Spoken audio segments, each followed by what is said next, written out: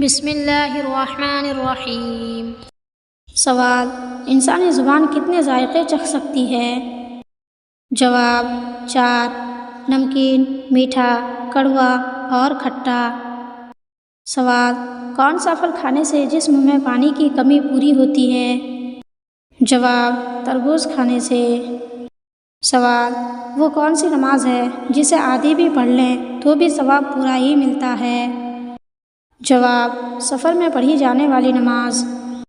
سوال: بتائیے شیطان کا سب سے بڑا مقصد کیا ہے؟ جواب: انسان کو اللہ کی راہ سے ہٹانا۔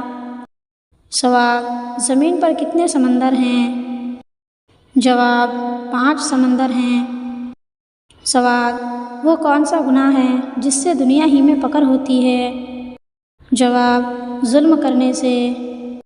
سوال: وہ کون سی چیز ہے جو حرام ہے لیکن ہر عالم دین اسے پینے کا مشورہ دیتا ہے؟ جواب: غصہ کو۔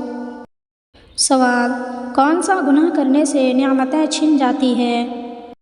جواب: تکبر کرنے سے۔ سوال: وہ کون سا گناہ ہے جس سے پوری انسانیت تباہ ہو جاتی ہے؟ جواب: قتل کرنے سے۔ سوال: دنیا میں زیتون کہاں اگائے جاتے ہیں؟ جواب: فرانس میں۔